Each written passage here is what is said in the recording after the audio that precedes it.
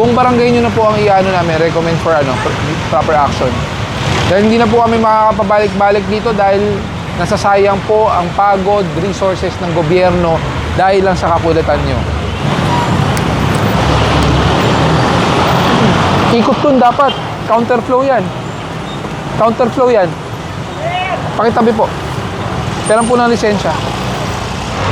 Ang di ko maintindihan, kagawad ka. Di ba dapat nasa barangay ka nagtatrabaho? Hindi, tatrabaho lang po. Na-duty po. O bakit nandito ka? Nagtitinda ka? Walang helmet, excess passenger, walang lisensya, walang side mirror, walang plaka. Kompleto ah. Huwag ka naman kumpleto. Mayroon naman isa.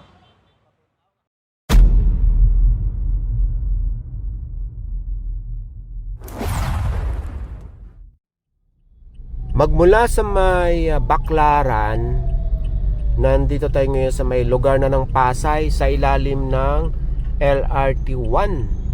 At muling babalikan yung reklamo doon sa may hardware na nagpaparkila sa mga vendors, kung maalala nyo. So dito yun, babalikan natin. At nirereklamo daw ulit, bumalik daw yung mga vendors.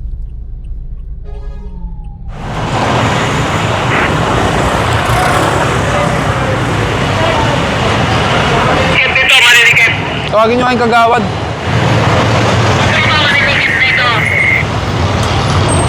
Tanggalin nyo po lahat. Lahat.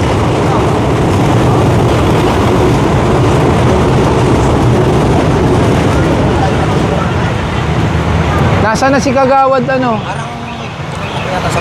Ha? Pakitawag po si kagawad.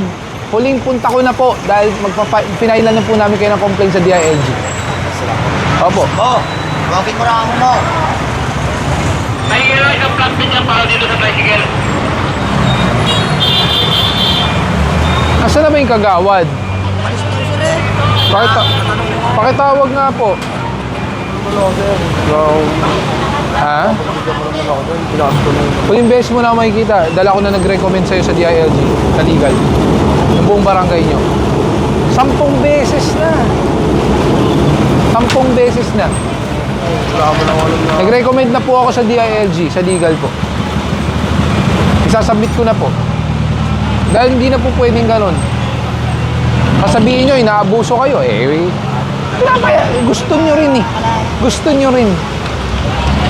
Gusto nyo rin. Buong barangay nyo na po ang iano namin, recommend for proper action. Dahil hindi na po kami makakapabalik-balik dito dahil nasasayang po ang pagod, resources ng gobyerno dahil lang sa kakulitan nyo. Sabihin nyo, inaabuso kayo. Kayo nagpapaabuso. Gusto nyo rin. Lahat po ito, madadamay po. Lahat po yan. Buong barangay 90. Dahil sa inyo lang. Saka abuso talaga. Dumating ako, payong yun, nasa gitna. Huwag mo sinuwede sabi sa akin, hindi totoo. Nasa gitna yung payong nyo. Paninda pa nga dyan, no? Inalis lang. Huli na po yan. Masyadong maraming beses ko na po kayo pinakinggan. Naniwala po na inaabuso lang kayo dyan. Kinausap yung naniningil sa inyo. Pero hindi. Ang mali is kayo. Dahil pumapayag kayo. Para lang scripted lang yung ginagawa nyo. Kunwari, siya, kasabihin sa inyo, huwag na kayo magtinda dyan. Tapos kayo naman, kunwari, abuso, 35,000 per month. Pero tira nyo, kung totoong naabuso kayo, hindi kayo pupunta dyan. Hahayaan nyo mawalan sila ng renta. Pero hindi, scripted.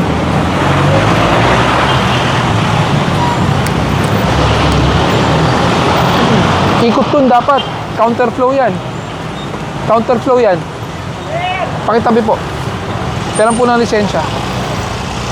Dito na. Okay na, hindi. Okay na yan. Sabi ko dito. Hindi ko sinabing doon. Kailan po ng lisensya? Wala kang lisensya dahil wala ka pang lisensya talaga. Good job. Nasaan lakas ng loob mo mag-counterflow? Ano pasensya? Paano kayo hingi ng pasensya? Wala kang lisensya at matching illegal counterflow. Hindi pala illegal. Dangerous. Napakadelikado. Tapos sasabihin mo sa akin, dyan lang. Bon, walang lisensya. Kasi ano mo ng counterflow, pa-impound mo yan. Siyempre, pupunta sa tatay. The usual.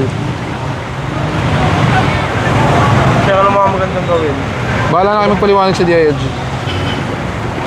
Pinagsabihan na kayo. Paulit-ulit. Totoo na naman yung nagko-complain. Pag alis namin, labas payong. Totoo naman. Dala ko mismo, nakita ko eh. Hindi nyo ina-expect Friday, merong operation. Kala nyo work from home.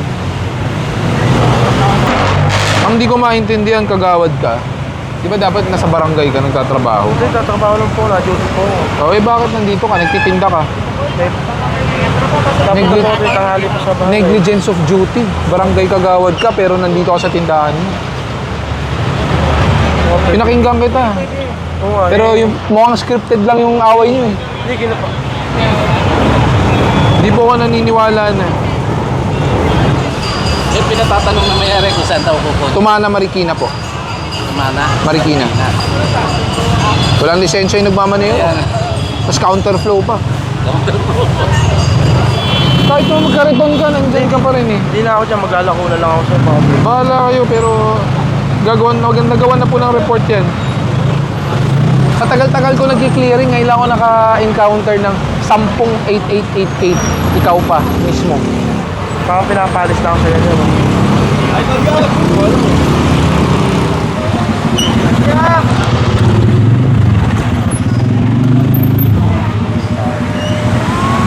Yun no, walang side mirror, excess passenger, no helmet, bata, ang sakay, nakatsinelas. Walang plaka. May lisensya? Wala rin. Good job ka, kuya. So, hindi ko na tatanungin kung may ORCR dahil sigurado ko wala rin. Meron. So, makikita ko may plaka dapat yan. Hindi, maniwala. Nasira, lahat wala.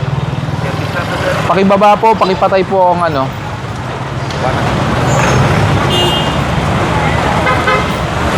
Lisensya mo, wala rin sa portal? Wala rin. May impound to ha. Alika nga, isang maniniket dito. Tapusin lang niya yun, naka-nutshell.